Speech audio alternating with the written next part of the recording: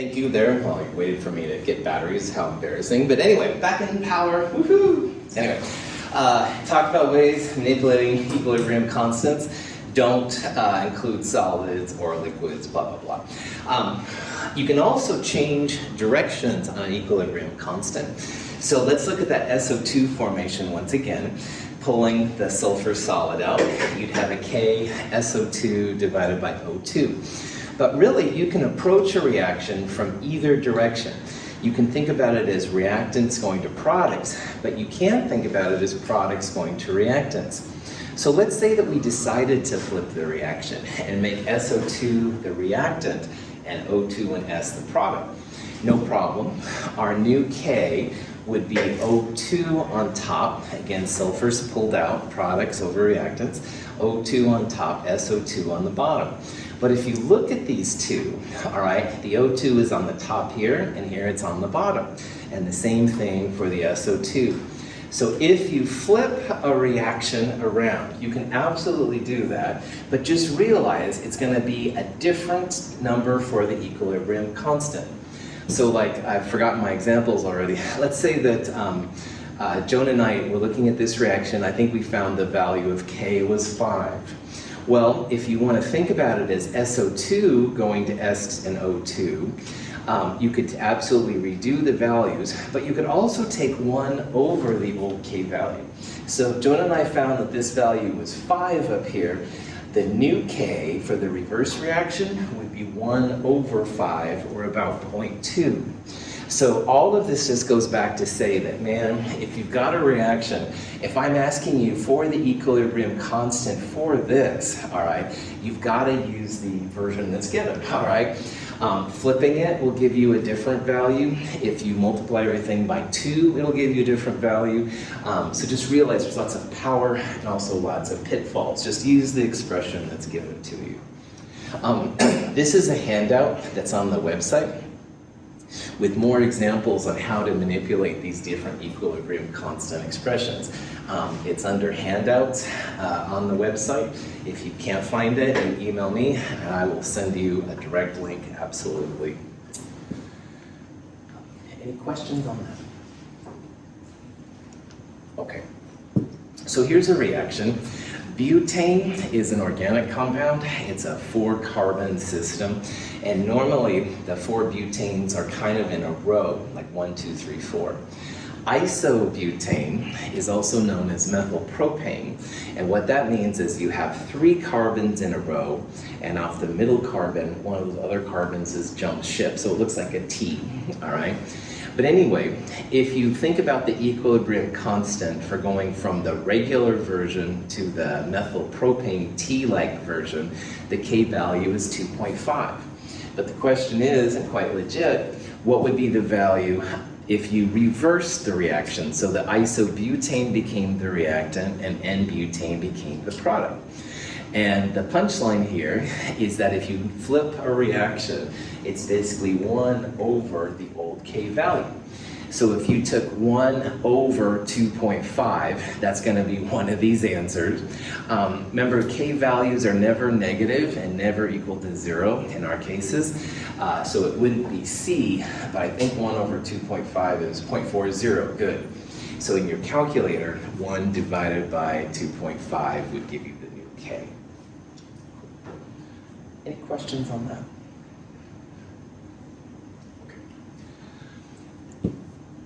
All the Ks we've looked at so far have been Ks with moles per liter in them.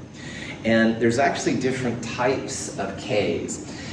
If you have expressions that are all in moles per liter, like aqueous things or gases, then it's given a special K called K sub C.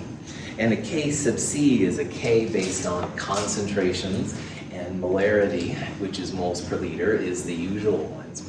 Most of the time in this class, we will deal with Kc equilibrium expressions. But gases, which are also part of something you put in equilibrium expressions, you can do an equilibrium constant based on gases. So a Kp is when you have an equilibrium constant when gases are involved. There's no solutions, no moles per liter kind of things. If you do a KP, you can do the same kind of process. The pressures have to be in atmospheres, ATM, which is something we talked about in Chem 222. Now, a real common way to measure pressure is through millimeters of mercury. So there are 760 millimeters of mercury in 1 atmosphere, which might be something that would be helpful in this section. So let me show you what I mean. This is an expression to make ammonia from nitrogen and hydrogen. Now, so far, we have looked only at what's really a Kc, which is molarity-based, moles per liter-based concentrations. So products, NH3 squared divided by N2 times H2 to the 3rd power. A Kp would be similar, except now you've got pressures for gases. And for these kind of problems, you can do it either way. So products divided by reactants, ammonia is the product. It would be like the pressure of ammonia squared, because of the little square right there. And in the bottom, you put the pressure of N2 and the pressure of H2 to the 3rd power because of that 3 stoichiometry.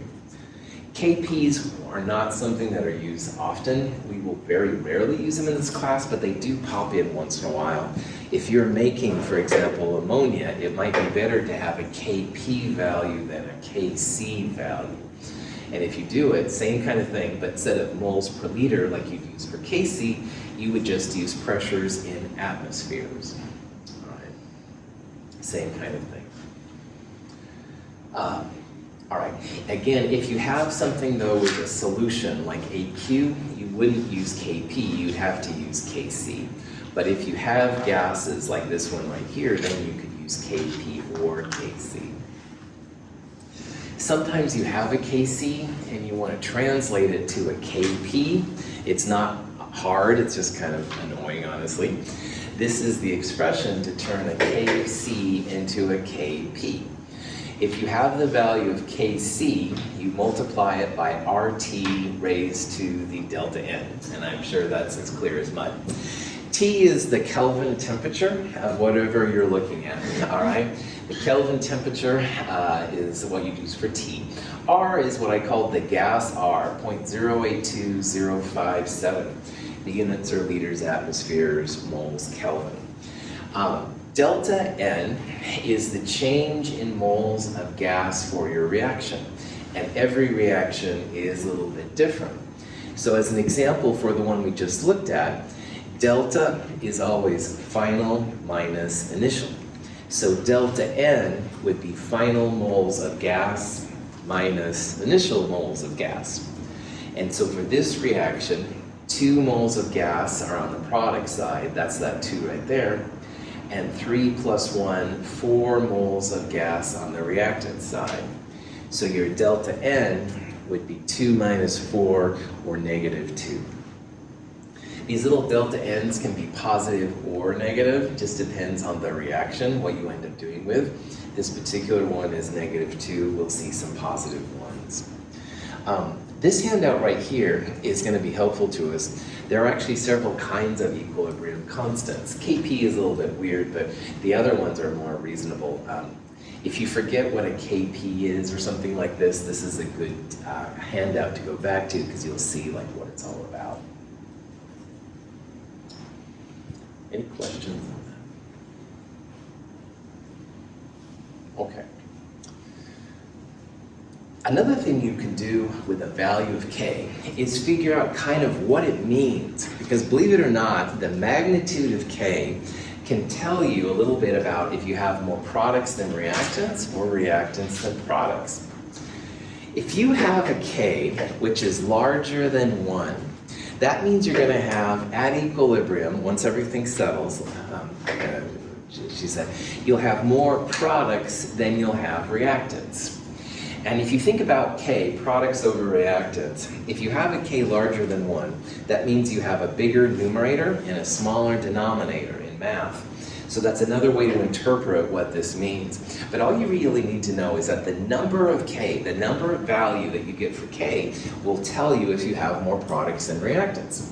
So for example, K equals to 10, with 10 is larger than 1, that means you have more products then you have reactants. And really, anytime you're larger than 1, you should have more products than you have reactants. On the other hand, if you have a K that's less than 1, then you have more reactants in equilibrium than you have products. And this is if maybe you had K of 0.1. So for example, if you took the K from before and you flip the reaction, you'd go 1 over 10 or 0.1, all right? What was a product-favored reaction at K equals 10 would become reactant-favored at K equals 0.1. But again, all you really need to do is just realize that if K is larger than 1, more product than reactant. If K is less than 1, more reactant than product.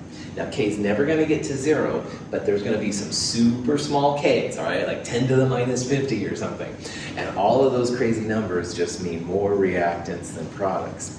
On the other hand, once in a while we'll see super large Ks 10 to the 36 or whatever. Those just mean you have a lot more products than you have reactants at a given time. Any questions about that? All right. So, here's an example of that reaction with making ammonia. This is actually pretty important in the chemical world. This K has been studied a lot, and the K 3.5 times 10 to the 8th. Does that mean we have more products than reactants, or more reactants than products? Which one is it? Products. Products, that's right, yeah. Anytime you have a K larger than 1, and this is certainly larger than 1, that means you've got a product-favored reaction. So that means that in this reaction, you're going to have more products, more NH3, than you have N2 and H2. And if you want to make NH3, that's a good thing. So K's larger than 1, we're going to refer to as product-favored. And that just means more products than reactants. And again, you have to know how everybody's talking about the reaction, but in this case, more ammonia than you have N2 and H2. Nitrogen monoxide does not react with water. When it contacts oxygen in the air, however, the reaction is almost instantaneous and produces the brown gas, nitrogen dioxide. The reaction is so product-favored that a chemist would say that it has gone to completion, a fact reflected by its very large equilibrium constant. If you see something happen in a chemical reaction, you have a K larger than 1. All right, and I want to make that very clear. If you throw sodium in water, all right, and sound effect not necessary, you see acids and bases, and that flask gets warm, you're feeling the warmth, all product favored, all right? If you see something happens, that means you've got a K that's larger than 1. That means something happens.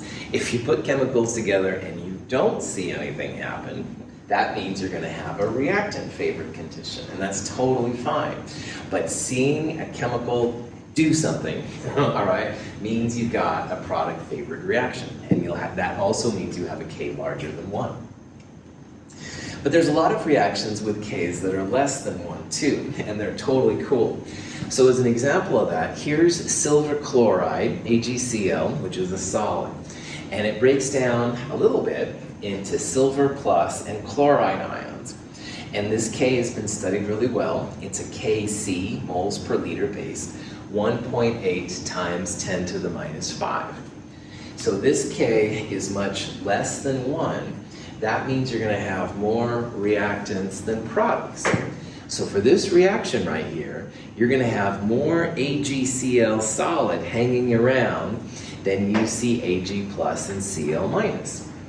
So K's less than 1, reactant favored. And generally, although this is always a little bit dangerous, if you don't see anything happens, that usually means you have K's less than 1. Now sometimes things happen that you don't see and can't feel, so you got to be careful about saying these things. But in my blue-collar version of everything, basically, then yeah, that if you don't see anything happens, reactant favored, K's less than 1. See something happen, cool, product favored, K's larger than 1. So seeing this K, like if we didn't know anything about this reaction, we saw the K is less than 1.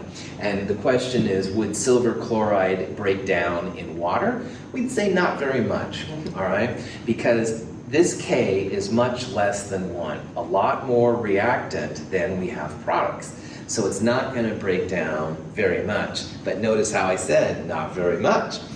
K is not 0, all right? So that means that some of the AgCl is breaking up into Ag plus and Cl minus, all right? As long as K is above 0, then some of it is breaking down. But man, most of it is going to stay AgCl. So, questions on that? Now, if you flip the reaction around, you flip the K. So what was AgCl as a reactant will become AgCl as a product. And the new K here would be 1 over 1.8 times 10 to the 5th, which comes out to be 5.6 times 10 to the 4th. So notice that by flipping the reaction, we went from a very reactant-favored K to a very product-favored K, a K that was larger than 1. So at this point, we could say, well, if we put silver ions and chloride ions together, we would expect them to form AgCl. This is a very product-favored reaction. So if this was the AgCl that was already there, we wouldn't expect it to break down. On the other hand, if you start adding silver ions and chloride ions together, they should definitely go gangbusters and make AgCl. This is a very product-favored K. So defining the reaction is super important for things. Now, graphically, you can tell if a reaction is product or reactant favored by looking at those kind of things we looked at earlier. So earlier we saw something like this where HI was being made from H2 and I2. And at equilibrium, and as Julia and I talked about earlier, equilibrium is always when things settle. So maybe about here, something like that. Once reactants and products concentrations are about the same. So in this case, more products, less reactants, you know your K is going to be larger than 1. On the other hand, this example, you can see reactants, it did go down because some product was made, product went up a little bit, but you still have more reactants than products. So this would be an example, if we took measurements after this point, where you'd have a K that was less than 1, all right? In theory, you could have a K equal to 1, where reactants and products are the same. I have never seen a K equal to 1, but in theory, it would be possible. It's, as I said, it's very rare. All right. So here's two reactions. We've got NO2 going to N2O4, and it's K of 180. We also have this compound, which is iron 2 hydroxide. It's a solid breaking down to iron 2 plus and 2 hydroxides. And we have a K here, which is definitely much less than 1. Now, it's not 0, but it is much less than 1. So let's go through these and see what's happening. So first of all, it says both reactions are product favored, second one reactant favored, and then there's a mixture. So let's look at these numbers. Is the first reaction product favored or reactant favored? Product, absolutely. And all you have to do is look at the number that's associated with K. And if K is larger than 1, and 180 is certainly larger than 1, then you have product favored. So A is definitely product favored. But this number is quite a bit less than 1. Does that make that reactant favored or product favored?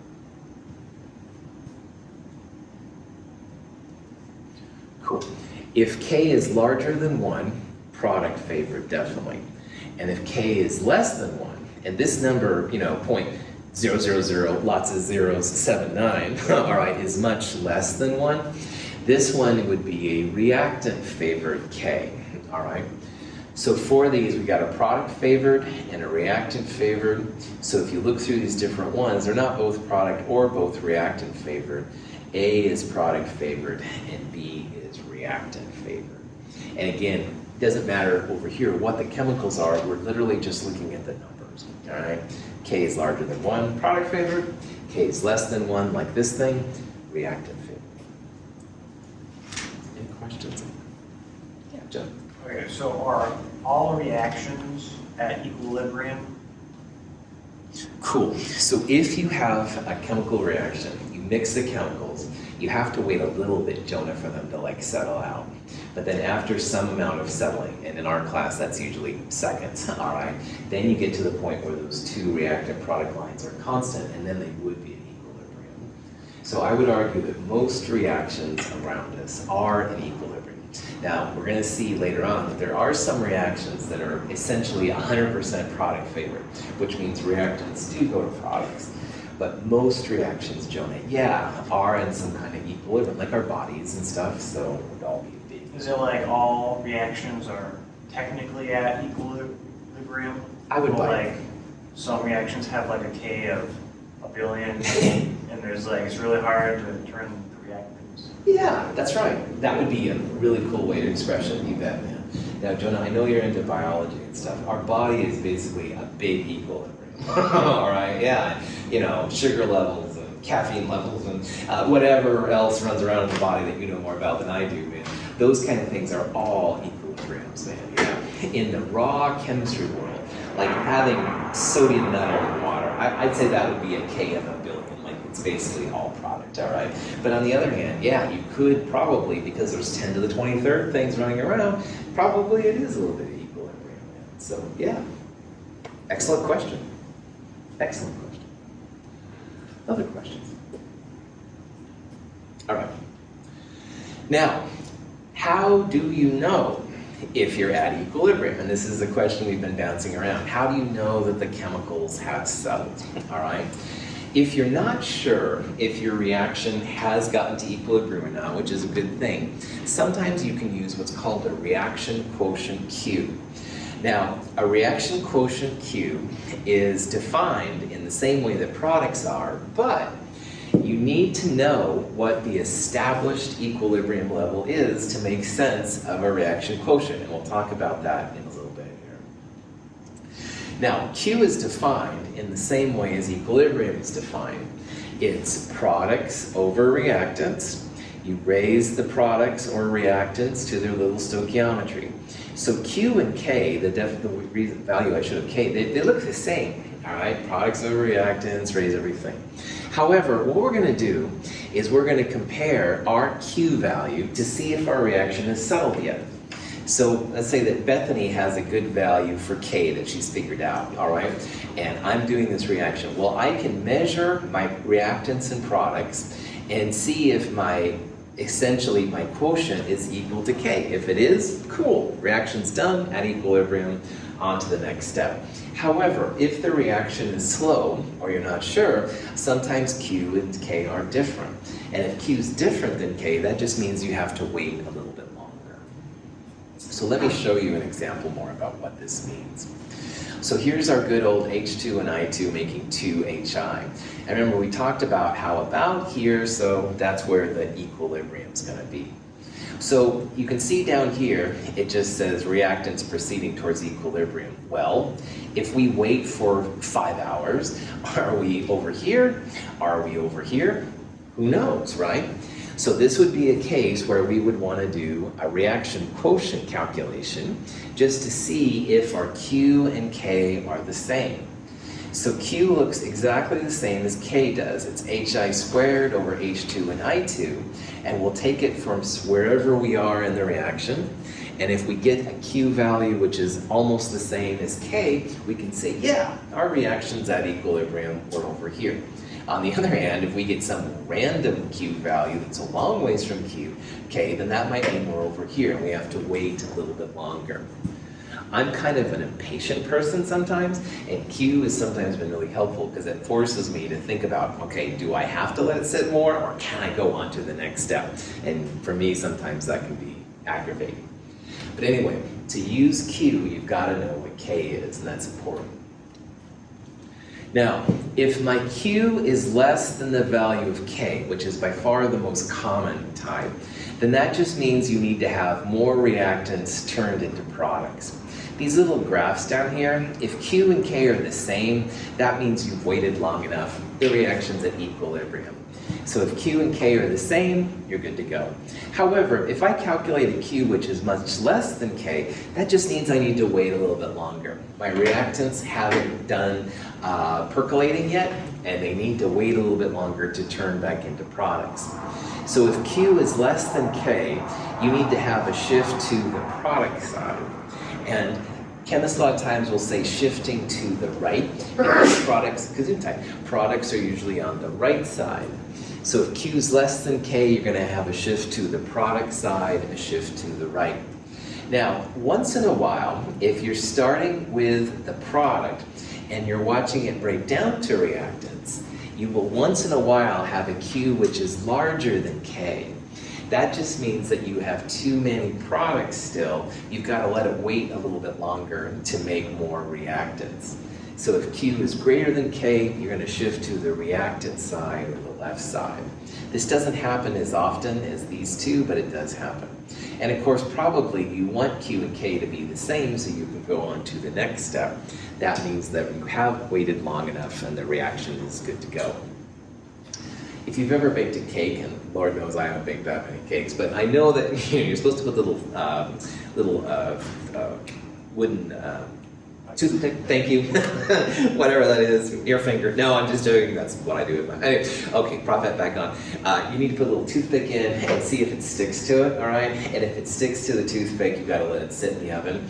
Well, if it sticks to the toothpick, that means Q is either less than K or greater than K, all right? You haven't let your reaction sit long enough. But if Q equals K, then you put that toothpick in, nothing comes out with it, your cake's good to go. Any questions so far? So this is the N-Butane isobutane example again. In the organic chemistry section, the N-Butane just means that all the carbons are in a row. So this compound right here is N-Butane. Here's what it actually looks like. These are tetrahedral, sp3s, all that kind of jazz.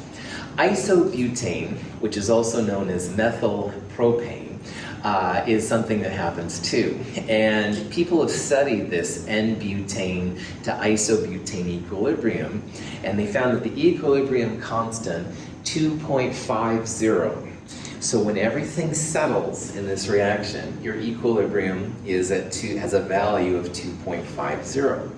Now, looking at this number, does that mean when equilibrium hits, are we going to have more N-butane or more isobutane if equilibrium is 2.5? So, iso, well done. K's larger than 1, even 2.5 means more product than reactant. And the way this reaction's set up, the iso is the product. So at equilibrium, we're going to have more of the isobutane than we're going to have the butane. So what we're going to do here is we're going to play with the butane and isobutane concentrations. We'll start with the system which is at equilibrium, all right? Iso and N equals 2.5, and we're going to disturb it. We're going to add something to it, and we'll see which way the reaction will shift, all that kind of jazz from there. All right, so here's an example. We let this thing sit for a while, and we find that the isobutane concentration, 0.35 moles per liter, and the N-butane concentration, 0.15 moles per liter. And the question is, are we at equilibrium? Maybe it's sat long enough, and if we haven't, which way is the reaction going to shift? So we can use these numbers to calculate Q, all right? And Q is going to be the same as K. It's going to be the iso number on top and the N-butane number on the bottom. And Q will be a number, and we'll compare the Q to K here to 2.50. If Q is 2.50, then the reaction's at equilibrium. However, if Q is less than K, then that means we need to have more reactant go to product. Or if we have a K greater than 2.5, which happens sometimes, that means we have to wait for the product to break down to the reactant. So mathematically, it's pretty chill. Q looks the same as K, iso over N, iso over N. So 0.35 over 0.15 we get 2.3. Well, 2.3 is not 2.5, all right? So that means, first of all, we aren't at equilibrium. We haven't let it sit long enough. Darn it! The cake, little thumbstick thing, paper, whatever that wood thing is, we put it in and the stuff sticks to it, and it's still there, all right? And now that we know it's not at equilibrium, if we let it sit a little bit longer, Q needs to become K after a while. So Q is going to be bigger. Q right now is less than K. So if Q is less than K, that means it's going to shift to the right. You're going to make more product, more isobutane, and we'll have less N-butane as that number happens. So what we did here is we found Q, which is products over reactants, same as K. 2.3 is not 2.5, so that means we're not at equilibrium. All right? If we're not at equilibrium, the question is, are we going to make more products or are we going to make more reactants? And anytime Q is less than K, you're going to have a shift to the right. To the right means products, and in this reaction, that means more isobutane. So if we wait long enough, the N-butane concentration will go down a little bit, and the butane concentration will go up a little bit to get to that 2.5 number. Any questions? All right, so knowing that the N-butane isobutane is 2.5, here's two more examples, isobutane and N-butane, and the question is, are they at equilibrium? All right, so what the best way to do here would be to take the iso, which is the product, divide it by the reactant. That's a Q calculation, all right? We're finding Q. So 0.03 divided by 0.02 is like 3 divided by 2, which is 1.5.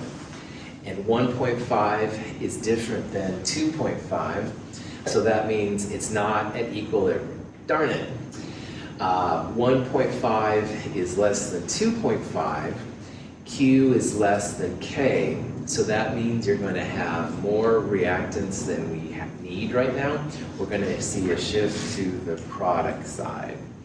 If Q is less than K, that means that the reactants will shift to the products. If our Q value would have been, say, 4 or something like that, a number larger than 2.5, then we would have said that the reaction would have shifted to the left side. We had too many products relative to the reactants. If you do Q and K, you have to have an accepted value of K, and that's one of the weird things I know. Any questions? It all comes down to people being impatient, all right? And this is just one way to kind of check it and see if you've hopefully settled down. Okay. We need to look a little bit more about ways to calculate equilibrium constants. There's some kind of special techniques to use, and they're not hard, they're a little annoying, and I'm going to show you quick and dirty shortcuts to get out of some of them in future chapters. But I do want to show you here some of the things that can happen. This reaction is H2 and I2 coming together to make HI. And this is a reaction we looked at earlier. I2 iodine is kind of a purple color, so it gets the purple little iodine there. They're both diatomic, so that's why there's a 2. But anyway, the equilibrium constant has been studied really well. It's 55.3. So here's a question where we know how much H2 and I2 we start with. We want to calculate what the equilibrium concentrations are of H2, I2, and HI once everything gets settled. So here's an example. We know the equilibrium constant, and we know the initial values. We want to find the equilibrium concentrations of reactants and products. Now, this is another example of one of those ice tables. And when you make an ice table, put everything that's not a liquid or a solid. So in this reaction, that's H2, I2, and HI. And I'm going to put the 2 by the HI right there, just because that's going to remind me when it comes to the change level how this works. So you make a little matrix thing. Initially, you have 1 mole per liter of both H2 and I2. So you could say like 1.00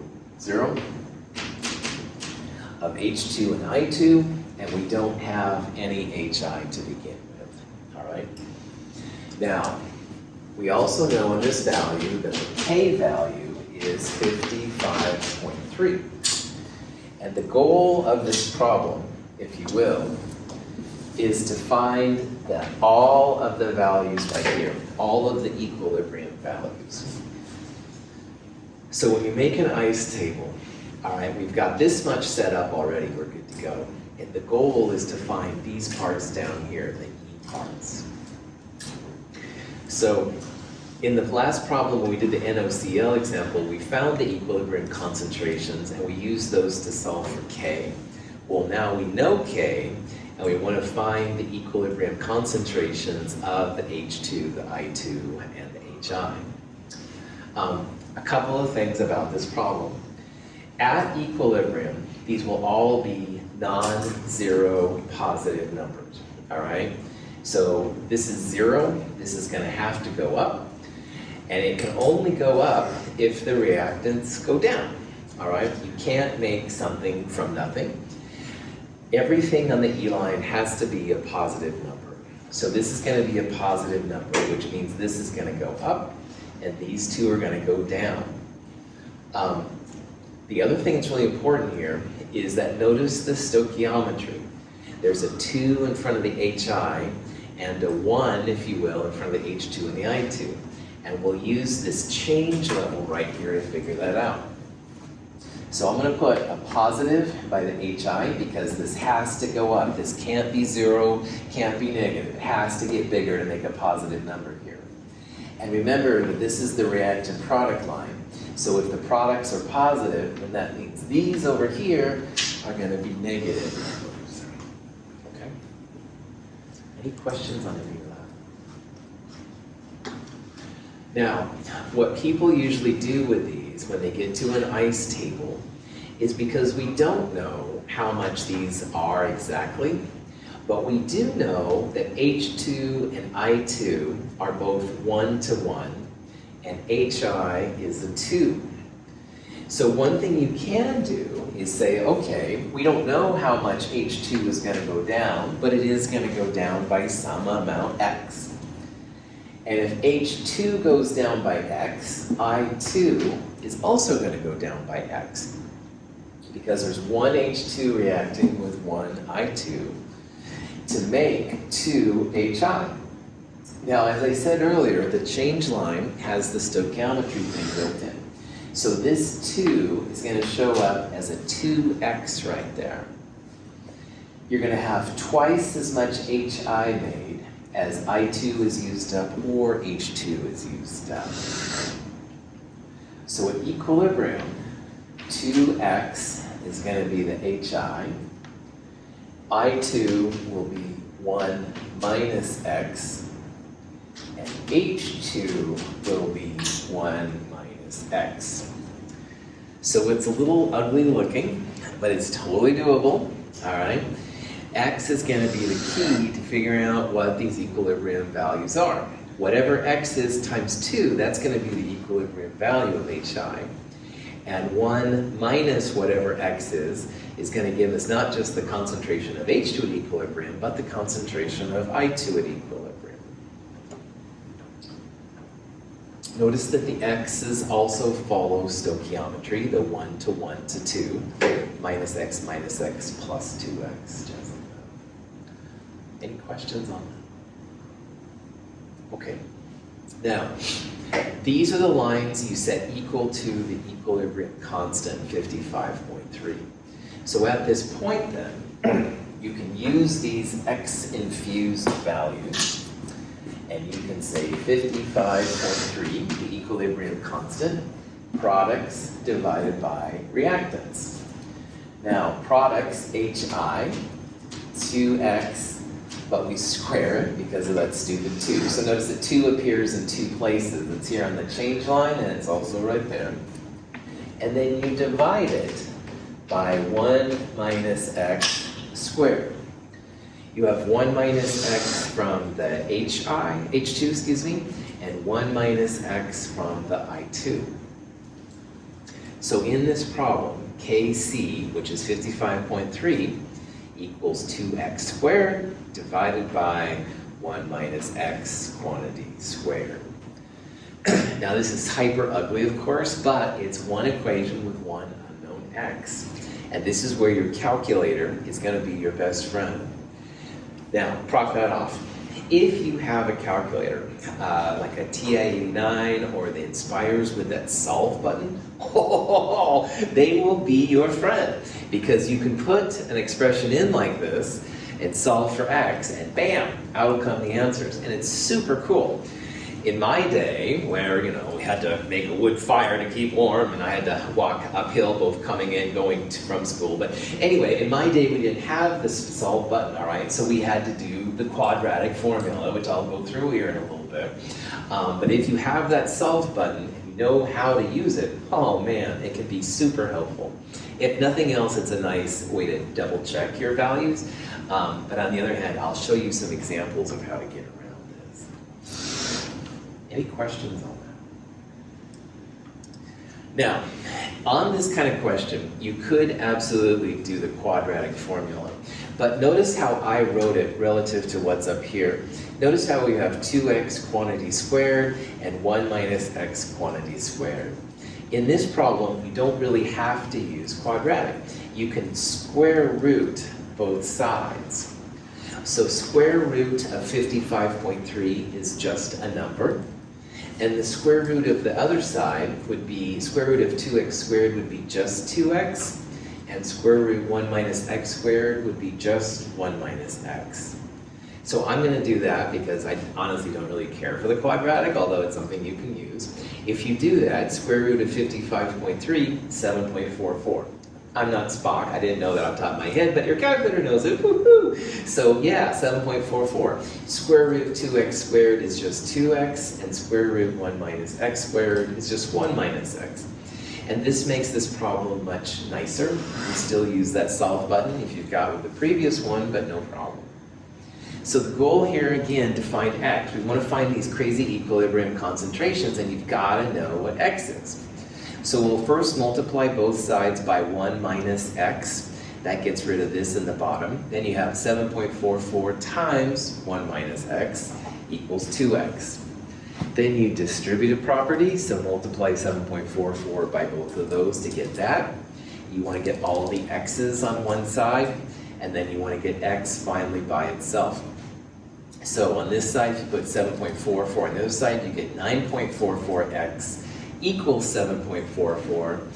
Divide both sides by 9.44, x 0.788. And at last, we have this freaking number, x 0.788. So if you go back to the equilibrium values there, H2 and I2 are both 1 minus 0.788, which comes out to be 0.21 moles per liter. And HI, which is 2 times x, 2 times 0.788, 1.58 moles per liter. So this is how you can solve this kind of problem here. Now, one final hint I can offer is that this is a product favored K. Product favored means more products, less reactants. And if you look at these numbers here in the purple box, the product HI, 1.58, is quite a bit bigger than the H2 and I2 reactant number, 0.21. That's what it means to be product favored. More products, less reactants. So these numbers make sense based on our K. K means more products, we expect more products, and that's totally what we see. The product number itself is larger than the reactant numbers. So. Any questions on that? Okay. So in this problem, we could have done quadratic formula. Like you could have put this right into a quadratic thing and solved for it, which would have been fine. But in this problem, taking the square root of both sides is super helpful. And that does pop up more often in chemistry than you might think. So just FYI.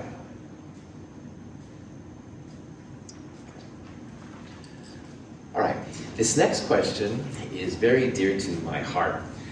One time in graduate school, it was a Friday night, and I was so anxious to get to the library and do some studying of journals. I mean, go drinking. I mean, go out and socialize in a respectful scientific community. Anyway, blah, blah, blah. I was in a hurry. All right? I was trying to go somewhere. I have no idea where. And anyway, I was cleaning up a piece of glassware with tin in it. And tin metal is something that I used a lot. But anyway, to clean the tin metal, I was supposed to let it sit in a base bath for a couple hours. And after you do that, you can transfer it to an acid bath to clean up anything that the base didn't clean up. Well, I didn't let it sit in the base bath long enough, all right? So I let this tin-containing stuff sit in the base just a little bit, and then I transferred it to an acid bath. And thank the stars, I turned my arm to change the radio or something, whatever I was thinking about. And as I put it in the acid bath, whoosh, this big brown gas cloud went up. And if I would have been staring over it, this kind of gas on your body causes edema, which is the swelling and all that kind of bad stuff. And I would not be here now doing this. So anyway, this problem is very dear and near to my heart. The brown gas was NO2. NO2 is a brown and paramagnetic, if you draw up the Lewis structure gas, not important here. N2O4, though, is another compound that's possible when you have two NO2s come together. This is a brown gas, NO2, N2O4, totally colorless. This is the bad one for your body. All right, those paramagnetic things in your body just mess with you. I mean, if you took a bunch of N2O4 and you inhaled it, as long as you still had some oxygen, you'd be okay, you didn't asphyxiate, but it wouldn't do the damage that NO2 would do. So anyway, you can see down here, they're changing different things. The darker the brown, that means you have more NO2. The lighter the brown means you have more N2O4. All right, so you actually can see a color change. We'll talk about what ice does to this reaction in a little bit. But anyway, neither here nor there, this reaction, N2O4 breaking down to two NO2s, and it's in equilibrium. Now, this reaction is 0.0059 at room temperature, 298. Is 0.0059 a product favored or reactant favored K? Reactant favored, big time. K less than 1, all right, means more reactants, less products. So at room temperature, you would expect to have more N2O4, more of the colorless gas, than you'd have of the brown NO2 gas. Equilibrium, products over reactants, NO2 squared divided by N2O4, etc., etc. So let's say that we start with 0.50 moles per liter N2O4. The question is, what are the equilibrium concentrations in this reaction? All right, no problem. So anytime you see something about equilibrium concentrations or solving K, you've got to set up the ICE table, the equilibrium table. Now in this particular reaction, you only have one reactant and one product, all right? We're starting with 0.50 moles per liter N2O4, and NO2 we're going to assume starts at 0. Now, at equilibrium, will NO2 still be 0? No. The equilibrium concentrations are always positive numbers, all right? They're never negative and they're never equal to 0. Equilibrium means you've got both of them running around. So what that means here is that this NO2 has to increase as N2O4 decreases. If products increase, reactants decrease, or vice versa, all right? But they're always going to be one or the other. Now, N2O4 has a 1 in front of it, NO2 has a 2 in front of it. NO2 is going to be increasing, because it has to be larger than 0, increasing by 2x. And N2O4 is going to be decreasing by just x.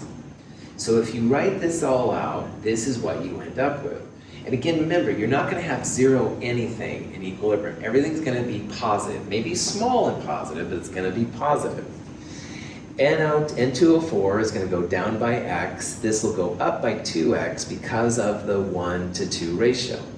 So at equilibrium, 0.50 minus x, NO2 would be just 2x.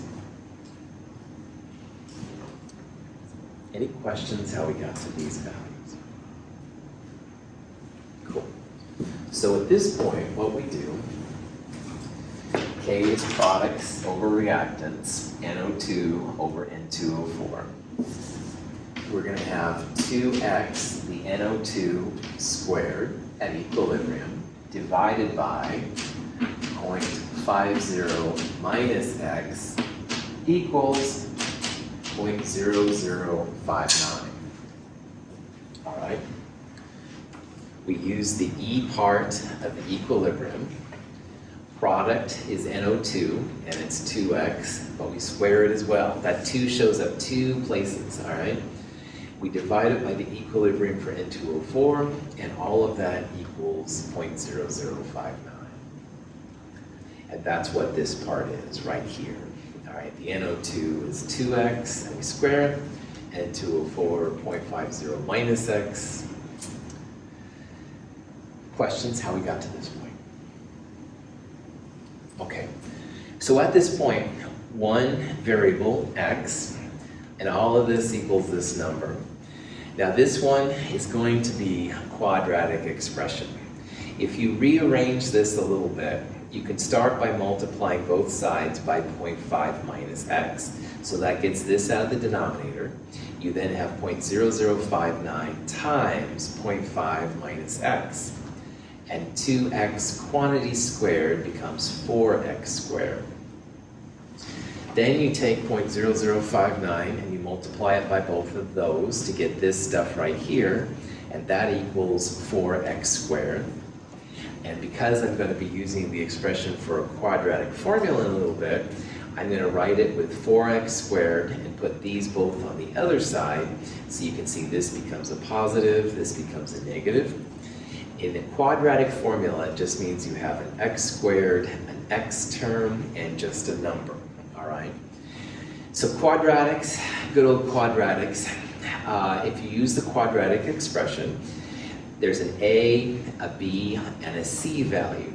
And in this problem, a would be 4, b is this 0.0059, and it's plus c, so c would be minus 0.0029.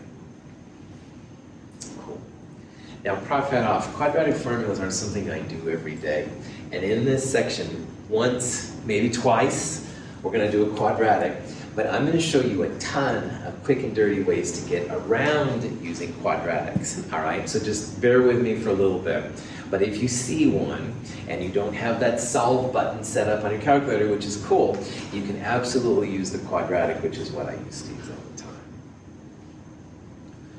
Okay, so using these values of a, b, and c, the quadratic minus b plus or minus square root b squared minus 4ac over 2a. And if you look on YouTube, you'll find like kids singing songs to this, which I find just amazing, but it's cool.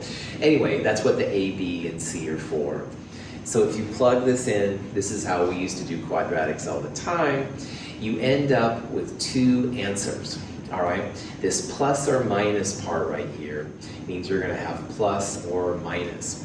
So it's minus 0.0074 plus or minus 0.027. Now, which is really good. Now, the good thing about chemistry, don't throw tomatoes at me. The good thing about chemistry is that mass is always a positive number. If you have a minus number and you subtract 0.027, it's just going to become more negative. And the nice thing about chemistry is that you never have to deal with negative numbers. So the minus 0.28 doesn't make sense in chemistry. Woohoo! That's just because grams can never be positive, which is moles per liter and all this kind of stuff. So a negative number is never something that's going to be reasonable. So you're going to throw that right out. What that means is x is 0.026. So 0.50 minus 0.026, 0.47. 2 times x, which was the equilibrium value for NO2, 0.052. Those are the equilibrium concentrations. And if you step back for a second, your equilibrium constant was 5.9 times 10 to the minus 3, or whatever that is. Yeah, 5.9 times 10 to the minus 3. That means reactant favored, more reactants than products. N2O4 here is your reactant. This number is quite a bit bigger than the NO2.